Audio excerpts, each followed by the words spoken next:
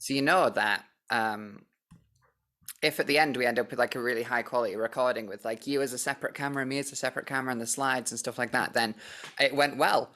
If it's just like a really blurry default Zoom recording, then I screwed it up. Let's go. Let's go. Hey, why don't we do the show? Hello everyone. How are we? Welcome to our impromptu get together, in which we've cleverly entitled it "What Has Awareness Ever Given Us?" I think if many of you haven't seen me before, I generally come at awareness from a tongue-in-cheek point of view.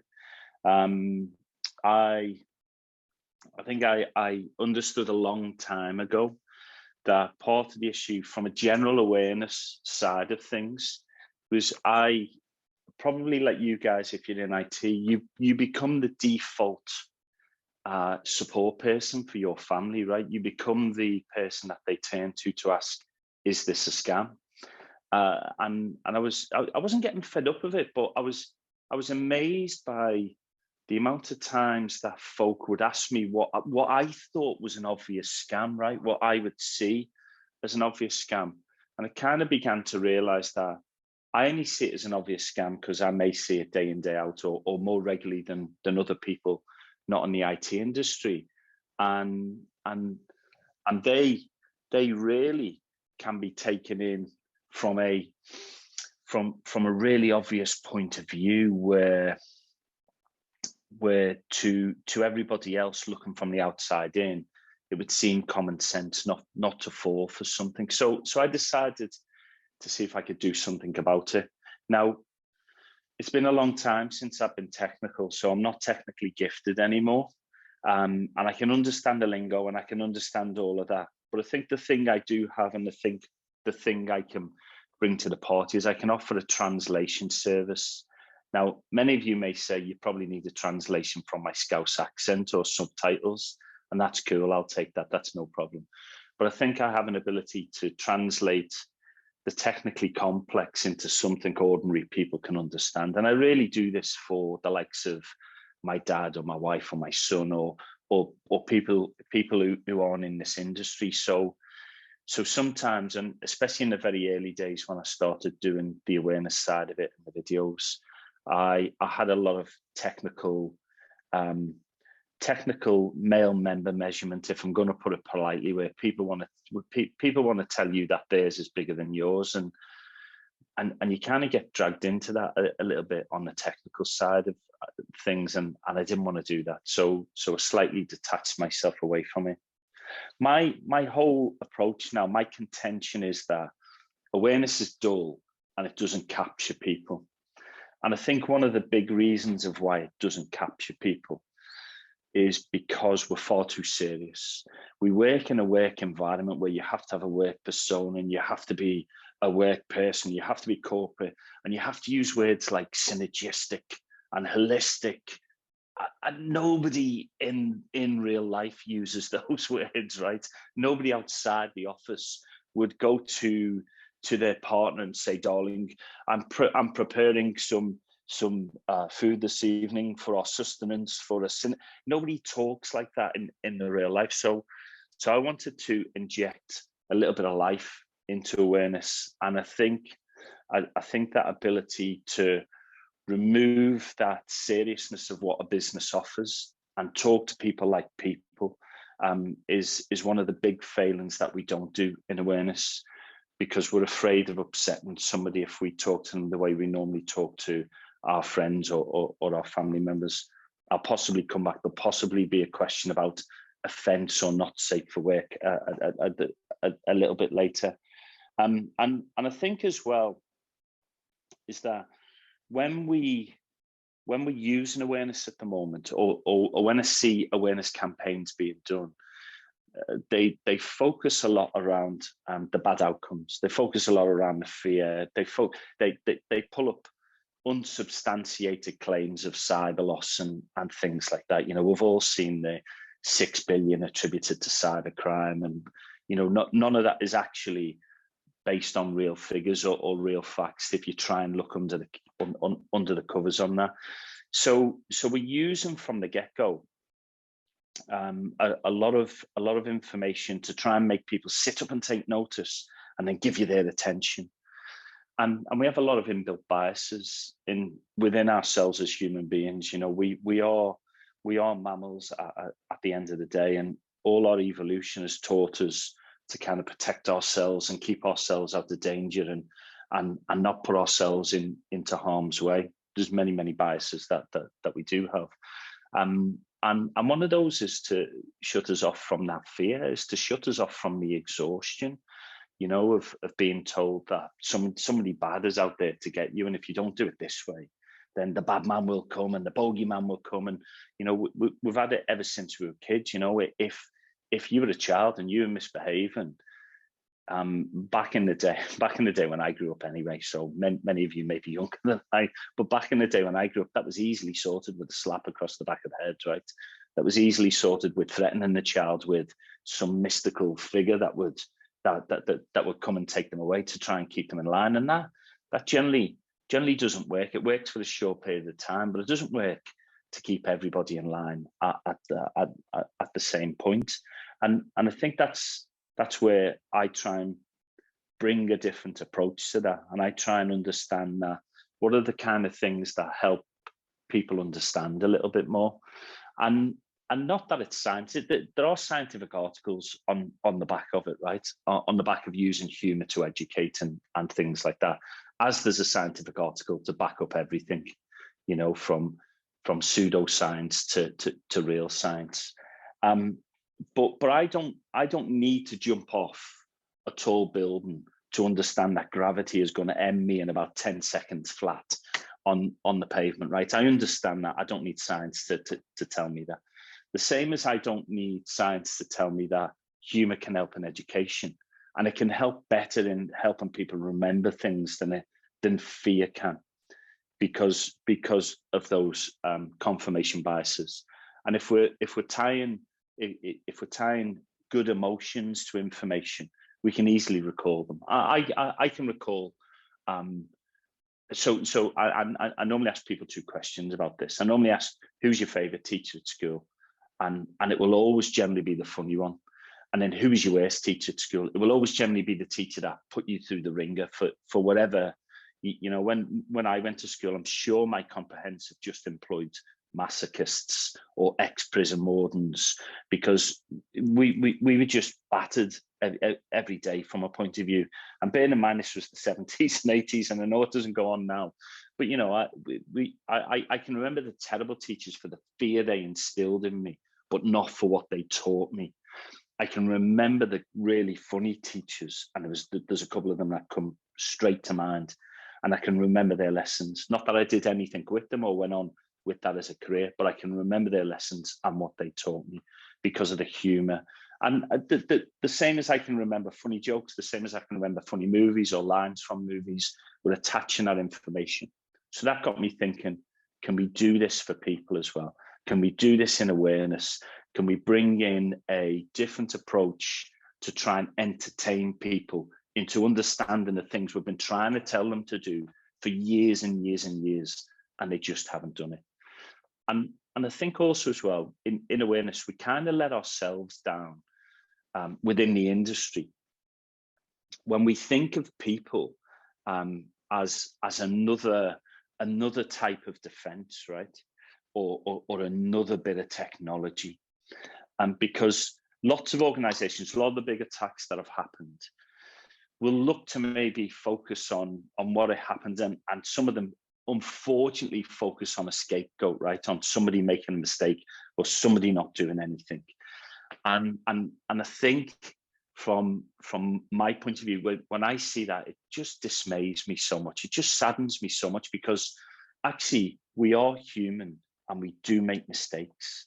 And what I try and put across when I talk about this in conversations about what CyberOff does, you know, I try and make people aware that anthropologically, a lot of what people prey on is trust and helpfulness, and we need that to form societies, and we've always had it. And if we didn't have it, we wouldn't have made our way off the savannas in Africa, and we wouldn't have survived through all the other Homo erectus species that were about at the time as well. We became the dominant one on the planet. And that's because we can form societies and we can form groups. And that's largely done around trust and helpfulness. It's also done around myth as well, around creating up myths and stuff like that. But that's for a different conversation. That's a different thing altogether. So when I see and I hear organizations or even vendors offering human firewalls, right, it really, again, that really saddens me, because that's akin to a human shield, right? And if you don't know what a human shield is what other people use to protect themselves against the onslaught of war or fire or anything like that.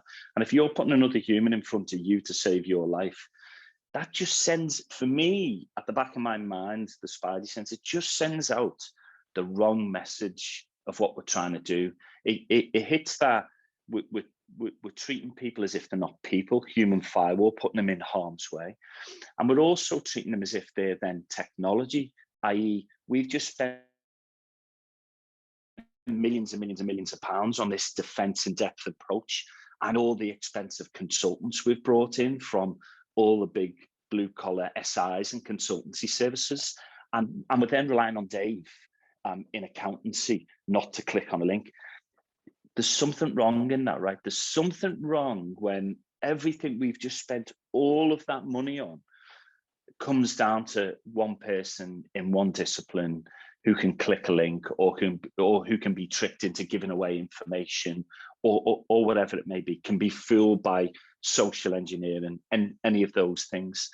And when that does happen, we will hear people, and we've all, most of us, I see some of the names on here, most of us will have been interviewed to give a view on something at one point or another on how an attack works and things like that.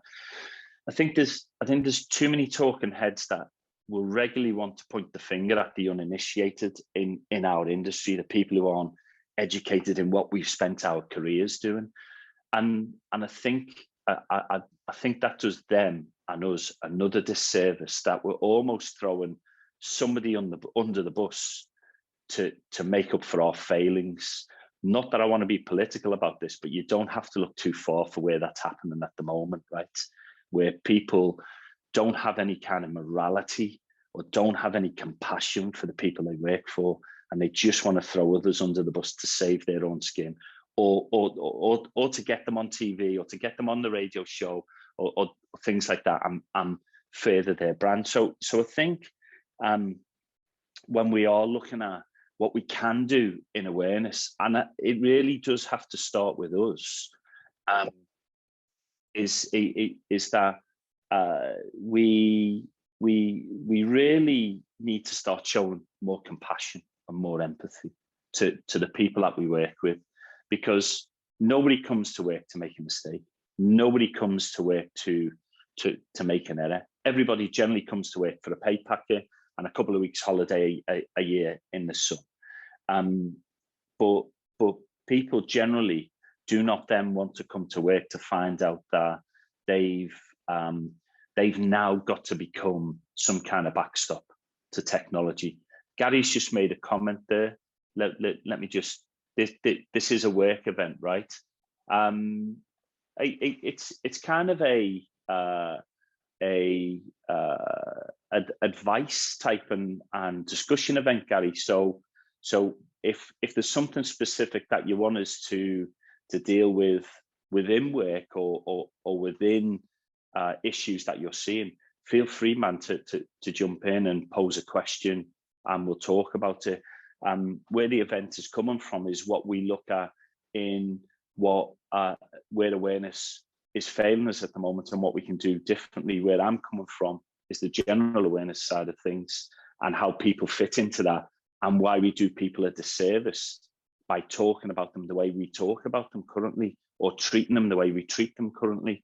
You know, we'll have heard when somebody makes a mistake, everybody say, well, that's common sense. Oh, sorry. So somebody said subtle joke that was missed. If anybody's ever seen my stuff,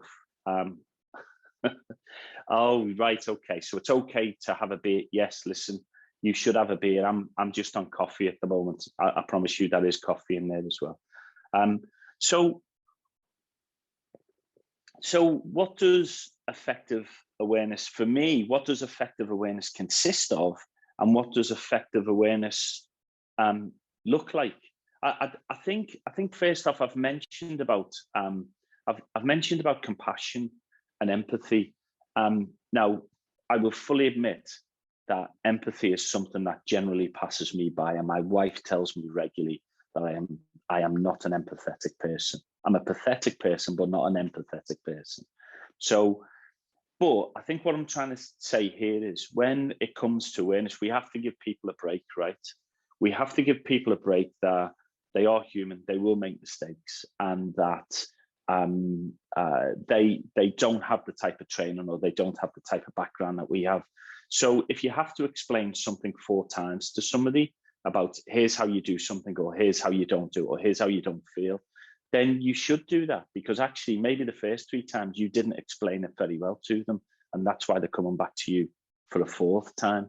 Because it's not that I hear people, I've worked with people who've said stuff like, I'm going to explain it to people twice, and if they don't get it on the second time around, they're obviously stupid, and I don't want them working with me. And I'm thinking, what an arsehole.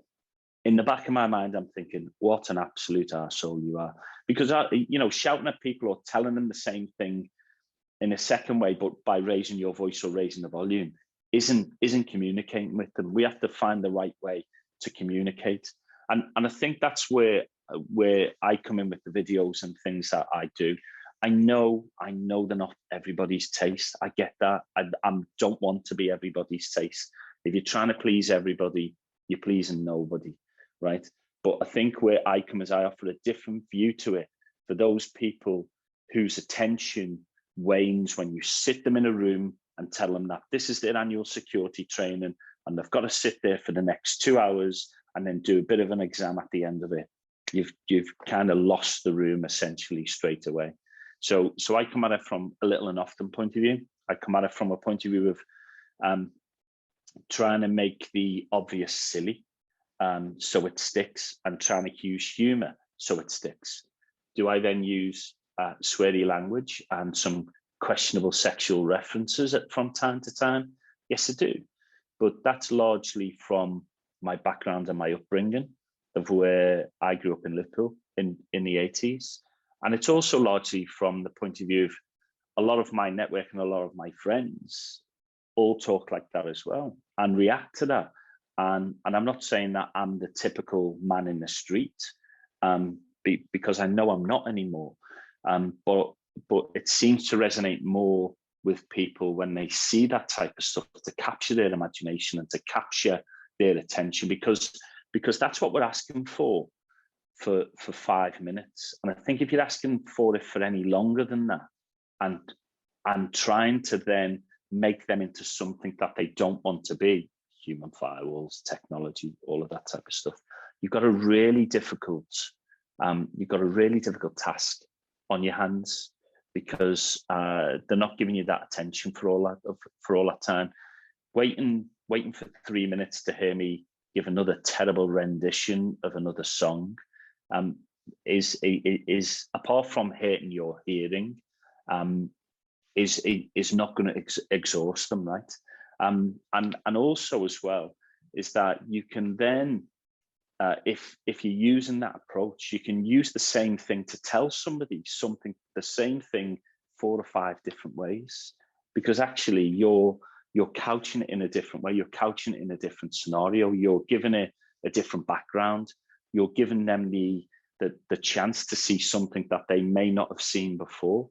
You know, we've all been there where we've watched the same movie and somebody will have said, have you seen that?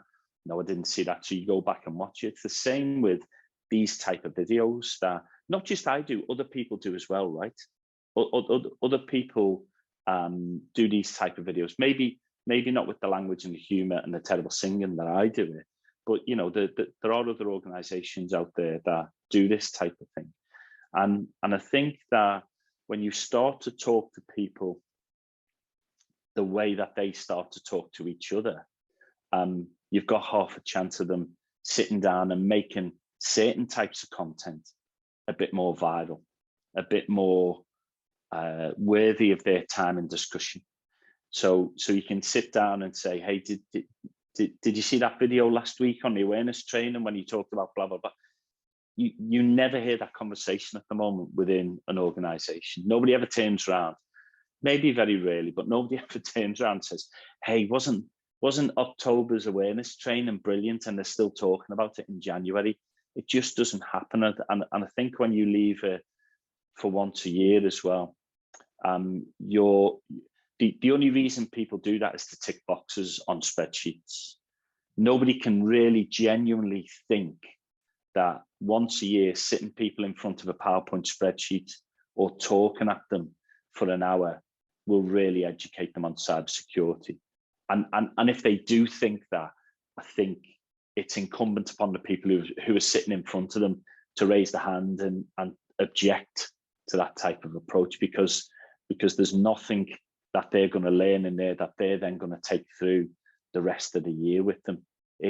For me, it definitely has to be little and often, and we also have to accept that there are bad people out there that will do bad things, right?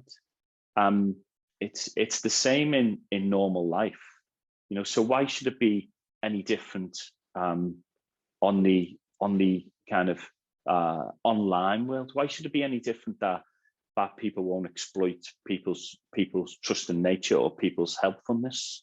You know, it's naive to think that. So I seen on this call Richard.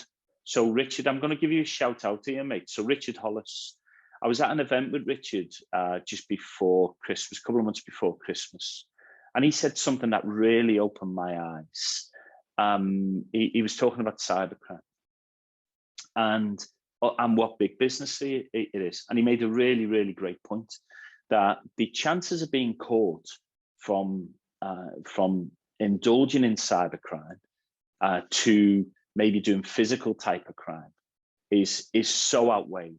It's like 0.000% of something of being caught in the online world to actually being caught if you're going to put a mask over your head, walk into a bank with a shotgun and try and rob the bank. So first off, why wouldn't people then take those odds? And then secondly, for the example he gave us of one of the gangs out there, or how they're structured, you know, they're structured like big business. They're structured with CEOs, they're structured with CFOs, they are structured with all of the things you would find in a normal organization. But they're also getting that type of money that those people get as well. You know, the average C-level executive is getting 15 million a year. One of the lower level coders is getting nearly 1 million a year in dollars, that is. So you can understand why it becomes attractive. I've just seen somebody wants to pose a question, Hol. I'll pause and see what questions are there. We're looking for trend predictions for 2022. So we're going to have animation, co-op videos, humorous videos, or anything new? From me? Yeah. So what have you got queued up for us? What have I got queued up? So today I came out with an anonymous video where it's me turning to crime and being really bad at it and being caught. We've got a Mr. Bean coming up. But we're going to be producing more of those videos. But what I'm going to do to keep the not safe for work police happy, we're going to be doing 2 that we consider that is safe for work and 2 that aren't a month. So to give people the chance to use them internally as well. I'll also be releasing an app the end of February. I'm just redoing my website, releasing an app. And the idea of the app is actually to help build a supportive cyber community that revolves around the video and the video content, that gets people talking, that you can use to have discussions with your family members instead of the corporate type approach where it's only really suitable for work or the workplace. So it's offering that benefit to people, and that'll be free to download and free to people to use, so you can start sharing it with your family members. That's a cunning plan of mine to to get around the not safe for work element, actually, because so many people on LinkedIn say, hey, we love your videos, we love the content, we could just never get it past HR. So part of the, and I really do want to help people use this to increase and improve their cyber savvy. So that will be released. Hot off the press, we haven't quite agreed it yet, but I'm about to do a podcast with a fairly new and up and coming comedian who's just been on live at the Apollo. So I'm really looking forward to that. This is where we get to use more humor and get to talk to, luminaries within the security, not just the security world, but CIOs and things like that. So that's coming up, and I am just finishing putting the final touches to an awareness stand-up script as well. So many of you may or may not know, I started stand-up at the ripe old age of 50. I know it's probably madness setting in. I thought, well, if people do want to stick to the year annual awareness stuff and they want something that isn't dry, and they maybe want something that's a bit more edgier, but focuses on the 3 Ps, the people, the passwords, the phishing side of things, so more of that general awareness, then I'm writing a 30 or so minute script on that where people can book me to do stand-up and then heckle. I love a good heckle, by the way. Just come at me with what you've got. It'll be great. So for 2022, that's where we are, or that's where I am, and that's where we're going. So there'll be more of the same. We'll probably have more of those flick books or ebooks to it as well. People seem to like that type of stuff. And then who knows? Who knows where it goes from there, see how long I can keep going before I get cancelled off all the social platforms. So I think for me, the big takeaways on what I do in awareness and why I do the awareness is to help people who aren't in the IT industry really to be a bit more cyber savvy and a bit more safe online. So your family and friends, your wider network, and also as well is to kind of say to all the doubters of people, that won't work, or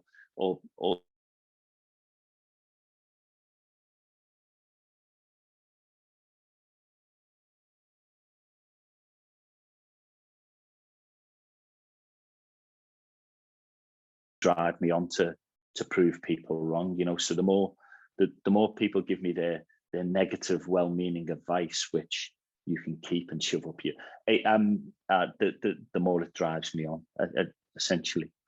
I'll take any more questions. Also, as well, folks, if you see my videos and you think, hey, you haven't done one on this, or would you do one on that? Shout it out. Give me some ideas. You won't get any payment for it. There's no payment for it. There's no trademark value. There's none of that stuff. But if you think I'm missing on something, then and I know I think he's still on, James Linton. James is great. He makes me think all the time. By the way, the stuff he does is brilliant. But he makes me think with my videos because he questions me all the time. I didn't get that, and I didn't see where you come from, and I just love that type of stuff.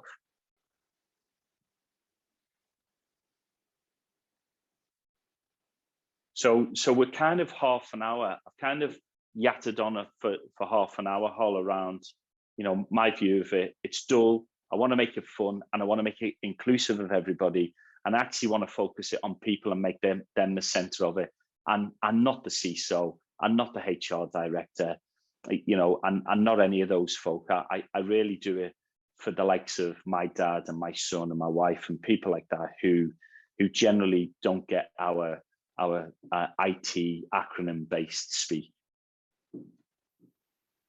Shall I jump in and rant about something then?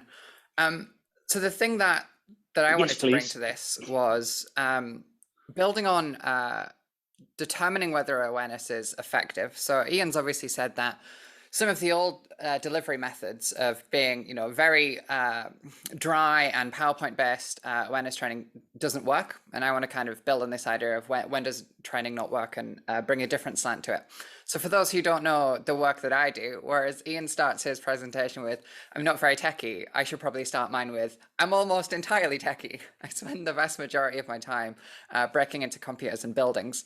I do security awareness training, and it's something that I deliver because, of course, a lot of the work that I do is cybersecurity, and I'm confident in front of a crowd. But the majority of my work is focused around penetration testing, ethical hacking, and actually breaking security systems.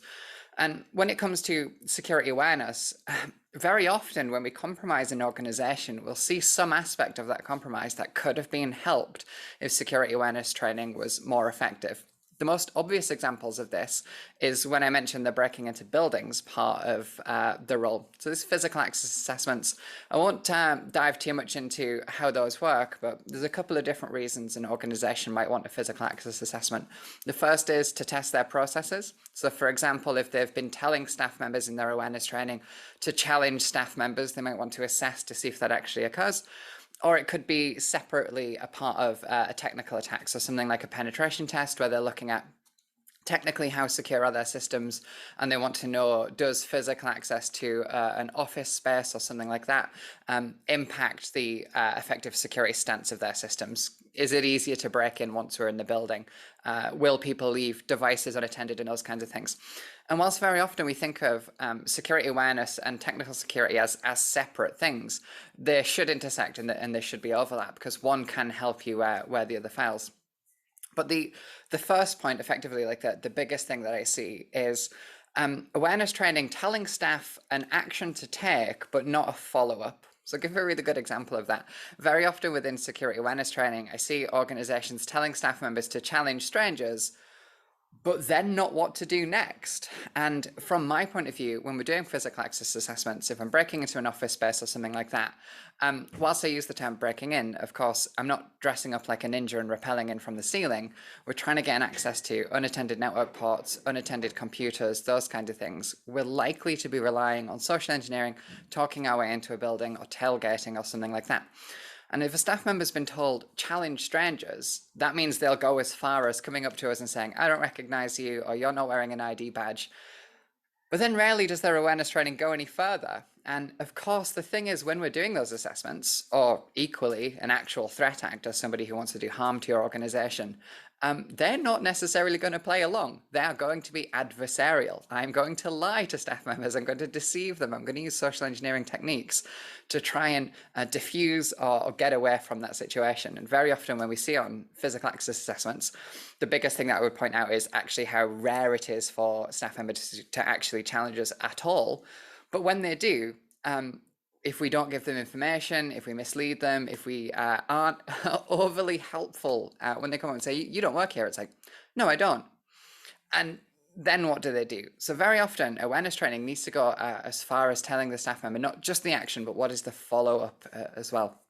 So I saw a great one within a security policy recently, which was just dumb things like, if a staff member loses a mobile device, they are to call the help desk to inform them. And it's like, so if I lose my phone, I've got to give you a ring. That's a dumb thing.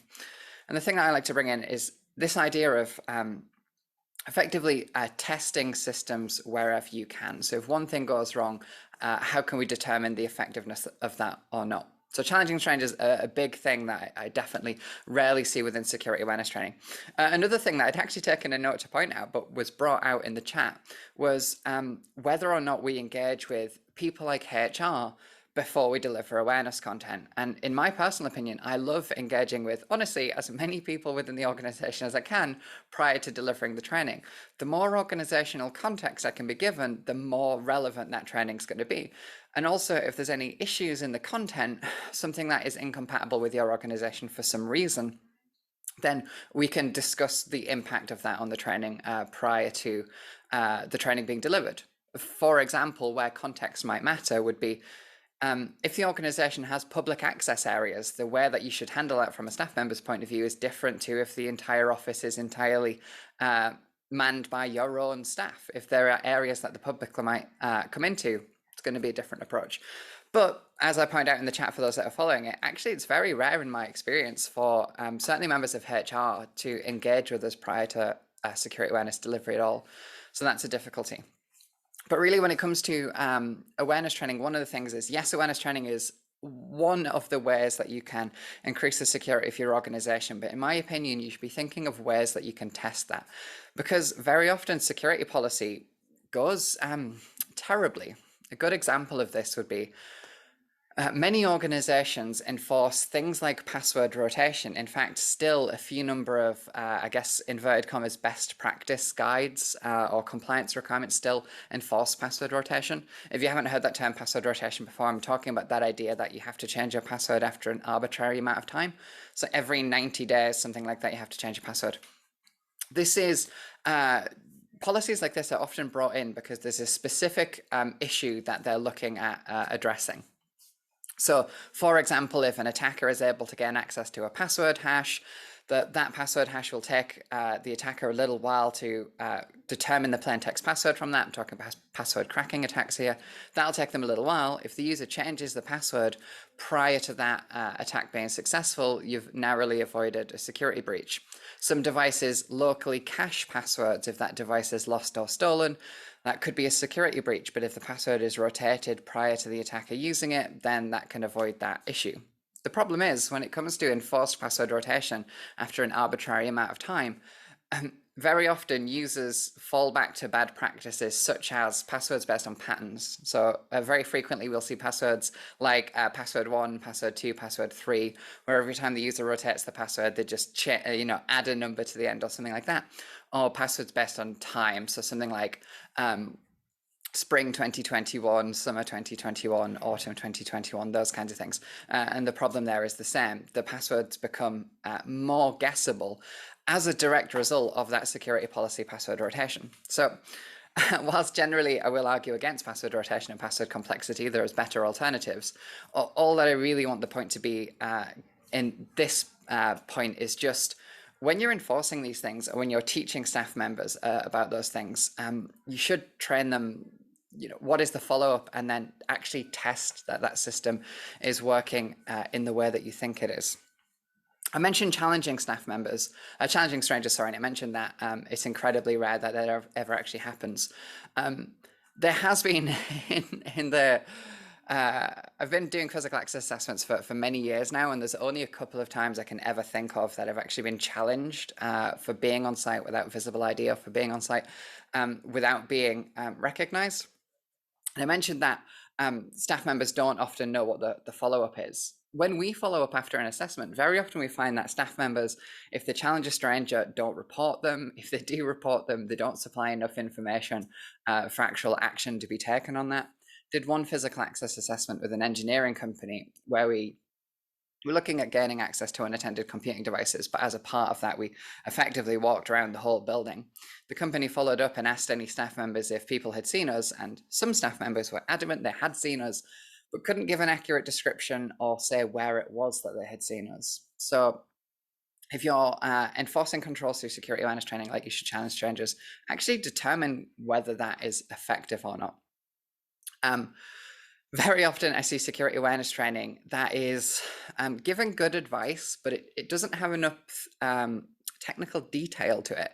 And I know where this might come from. I think when talking to what we might say, like, politely non-technical staff or people who don't work in the IT team, sometimes we want to be very careful with the level of technical detail that we give them, certainly within a specific training point. So if we're doing like a 60-minute presentation or something like that, we don't want to go too heavy into the technical detail. But the problem is the technical detail often does matter. So think about something like multi-factor authentication. Multi-factor authentication is a fantastic protection mechanism for computing systems because passwords suck. Hopefully everybody agrees with me that passwords suck. But the thing with multi-factor authentication is not every MFA type is the same. In fact, sometimes you see terrible implementations like my bank, which doesn't have actual multi-factor authentication. It asks for 2 passwords. One it calls my password and one it calls my secret word. But as far as I'm concerned, that's just 2-step authentication. But also things like SMS-based multi-factor authentication is not as secure as app-based multi-factor authentication or hardware-based multi-factor authentication. And it's okay to go as far as telling staff members those things, what the differences are, how to set those things up, and ultimately what to do if something goes wrong. If you set up multi-factor authentication on a mobile device and then lose your mobile device. And one of the things that I use very often is a physical multi-factor authentication. This is a YubiKey. It's not going to focus on it because of my face, but I use a hardware token, and they're significantly more secure than alternatives. But very often staff members, they're only taught as far as you should use MFA and none of the detail. So if you're building on security awareness training, if you're trying to deliver something more effective, not only test that it is effective, but actually give the level of granularity required for the staff member to make the required improvement. From a security awareness training point of view, the final thing for me would be how frequently it is delivered. And I think Ian kind of briefly touched on this idea of frequency. But one of the things that I see from a lot of companies is they'll deliver security awareness training, worst case scenario, when a staff member joins the company, but then never again. Or a company will do something like annual security awareness training. And there's a couple of different ways that that can go badly as well. The most common one that I see for the frequency of training being bad is where a company will schedule a day in the year. So they'll do something like August 1st, every August 1st, we do security awareness training. And where this can really cause a problem is if you have a high staff churn and staff members don't last at your company for longer than a year, but more exactly, if a staff member joins just after your scheduled security awareness training, if you then don't deliver it for them until the next scheduled day in a year passes. Something that we see very often is just simply staff members who engage with security awareness training, learned the lessons, but after a year have forgotten things. It doesn't mean that you have to deliver, the full training content once a month instead of once a year or something like that. It's not necessarily what I'm saying. That would be wonderful as a person who professionally delivers security awareness training, just doing more of it. But that isn't what I'm talking about here. What I'm talking about is just something to engage those staff members more frequently than annually. Sometimes this can be a top-up session where you just talk about things that have changed or improvements that the organization has made. So for example, if the company is doing something like rolling out multi-factor authentication or rolling out some other kind of security mechanism, including that within a top-up session so that staff members become aware of that. But generally delivering it once a year is a terrible approach. And then the final thing that I wanted to talk about was there is often multiple solutions to a single problem. I mentioned when we do physical access testing, one of the things we'll look for is, can we gain unattended access to a device? So really what I'm talking about here is if a staff member goes out for lunch or something like that and leaves a device unlocked, so their laptop on their desk is logged in as them, they haven't locked the screen and they've gone out for lunch, there's different ways of addressing that. And I think very often companies try and have a single approach to everything and try and have a standardized approach. And that might work, but it might lead you to picking the effectively lowest denominator and not going for the best solution in any instance. I'll give you an example here, one that I was actually working with a customer on this morning. Some companies will not have any machines automatically lock. What they'll have instead is on security awareness training, they will tell their staff members when you leave a device unattended, you should lock the screen. And that's fine, and that might work in most instances. In fact, on any given day, staff members might all lock their devices before they leave them. But people will make mistakes, people will be busy, those kinds of things. The good example I always like to think is, I always lock my screen before I leave my computer, but if there's a fire drill and I'm getting out of there quickly, or I guess an actual fire, that is not the top of my priorities right now, is not locking my computer and making sure everything's secure. I'm getting out of that building. So you don't have to have a single approach to every staff member. One of the things I mentioned working with a customer this morning, what they've actually implemented is different policies depending on the user's role. So effectively how that's turned out for them is most devices will remain unlocked until a user locks the screen, not a preference of mine, but it's what they wanted. But if you're a member of the IT team and therefore will have, increased access, higher privileged accounts, maybe an administrative account, those kinds of things, those machines automatically lock. So an IT admin would never be able to leave a device unattended. A lot of people, when it comes to technical restrictions like that, think that it's effectively all or nothing. You have one policy for the whole organization, and that's not true. In fact, that customer did something that I didn't actually realize Windows has as a feature until this week. they've configured their device not to automatically lock after a timeout. It's not like 5 minutes of inactivity or something like that. Their device is actually tethered to their mobile device. So if they physically walk away from their desk, their laptops will detect the lost signal to their mobile device and will lock the screen for them. But like I said, that only applies for them, for members of their IT team. So when it comes to security awareness training, when it comes to technical restrictions and those kinds of things, you don't have to apply it for everyone. You can do it more granularly than that. And last thing on awareness training specifically before I shut up is tailoring it to roles. So I mentioned earlier tailoring it to the organization, and I said, I would probably give different lessons to an educational institute as I might other kinds of professional institutions, but also there should be at least some tailoring to the roles. The way that I would talk to and the things that I would talk about would be different depending on the role that that person does. It's much more effective if security awareness training can consider the specifics of that person's job. That isn't everyone. That isn't to say that I would give separate awareness training for every single job role within the organization, but I would definitely give different lessons to the executive team, the IT team, and the sales team, for example. So tailoring based on organization, but also tailoring based on role is the last thing. But yeah, in short, if you haven't looked at testing the effectiveness of your awareness training, if you've just been running, like a dry PowerPoint once a year or something like that, it's definitely something to look at. And there's a lot of different ways of doing it, from physical access testing to penetration testing to just touching base with staff members and asking them and being like, hey, when did you last have security awareness training and how much of it do you remember? Because just blindly running training is probably not useful. And that is it. Any questions? Don't be shy. Ask us anything. That last bit about stopping by people and asking them what they'd like in awareness, I like that approach as well. I like getting some feedback from folk around what they want to see. Also, remember, if you're the CISO stopping by their desk, asking them what they'd like to see, or asking them whether the last bit of training went really well, people very rarely speak truth to power. So don't expect to get the right information. Just you'll probably get the information that you want to hear.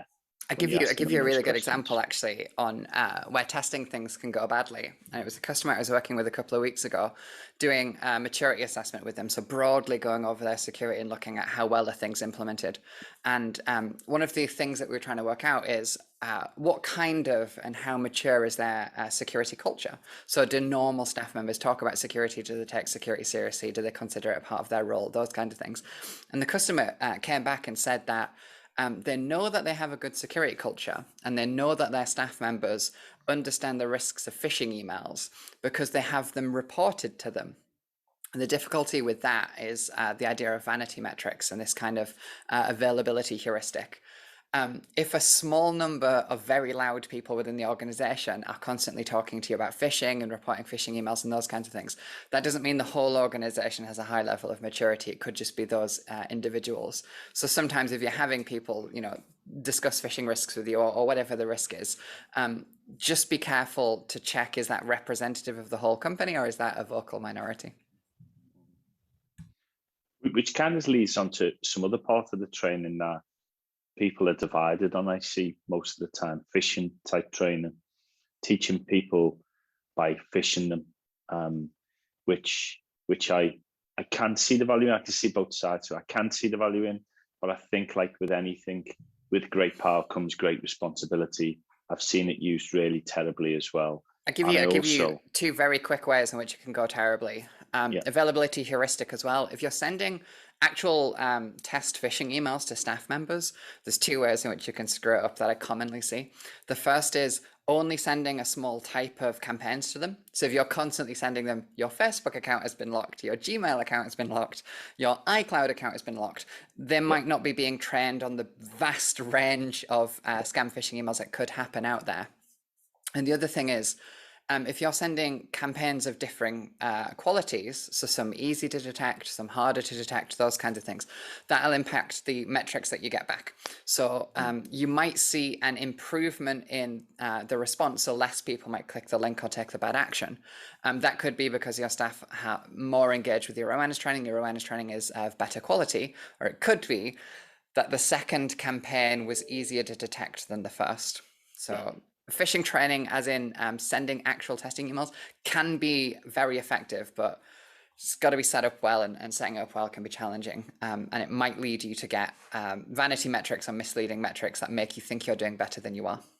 Indeed, indeed. Matthew says it's certainly difficult to gauge people's awareness level prior to delivery of training, particularly if they've had no training before, or if they're in a fairly technical role. And it's a great point, mate. Is that there are little things that you can do. You can take kind of types of studies beforehand. You can ask them to fill in where they think they are on some kind of matrix. I was going to say spectrum, then I stopped myself saying spectrum. I think we're all in security on the spectrum somewhere, right? To give you a before and an after snapshot, but actually to realize that changes from day to day, right? The same as people's emotions and feelings change from day to day. I may feel the best thing since sliced bread because a video's done really well of mine one day, and the next day I may feel as if I'm an absolute idiot from Liverpool who shouldn't be wasting his time making a tit of himself on LinkedIn. That is a huge thing, actually. When we do social engineering as part of like red teaming and penetration testing, the time of day that we send the phishing email can impact it. For example, my favorite time to send a phishing email is just after work or just before the end of the day. What I'm effectively trying to do is catch people who are, frantically trying to clear emails out before the end of the day, or catch people who are on their commutes. They're on a mobile device, not a computer, so checking links and things like that becomes harder. So yeah, not only can it change day to day, but just the time of day. If you catch me at 9:30 in the morning, I'm probably full of coffee. If you catch me at 4:30 in the afternoon, I'm probably not. People can unmute themselves now, can't they, Hope? Certainly can. So if you want to unmute and ask your question, feel free to join in. One thing on that, just from the chat there, people saying it can be difficult to gauge the technical awareness or the security awareness of staff members. I obviously completely agree, but there are some indicators that it's relatively terrible. For example, when we do penetration testing, one of the things we'll likely do as a part of that is crack a whole bunch of passwords. So compromise accounts through password guessing or password hash cracking, those kinds of things. And if doing that during a penetration test, we get a huge number of passwords that are obviously bad, like a company name 123 and those kinds of things, then that would be an indicator that awareness is maybe not as good as you would hope. So yeah. Ian makes a decent point. Gary, I'll come back to your point in a second, mate. I'm not ignoring you. It's often challenging to train non-IT staff to get on the same page in matters of cybersecurity. I think it'll take time for them to get used to the situation. I think it's a great point, Ian. It's something I mentioned earlier on. I think businesses get the equation of awareness the wrong way around, right? I think businesses want to make their staff aware to protect the business. And I understand that, I get that. But I think if you're making awareness more about the person and how it can improve their life and their online safety and their family's online safety and their cyber savvy and that side of things, you get a more engaged person then, where they don't feel as if they're only there to protect the business, and once they go home, it's somebody else's problem.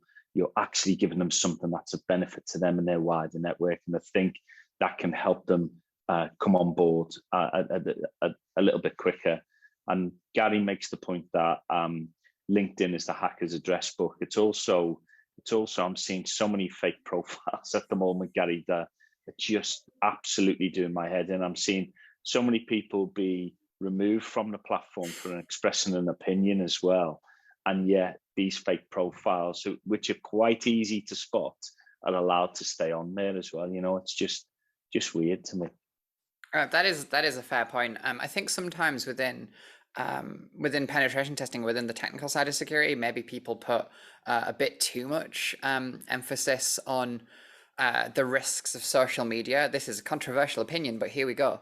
I very often see people post things on LinkedIn or Facebook, those kinds of things, saying that these lists of questions, these, people say, oh, what's your mother's maiden name? And people are posting it on social media.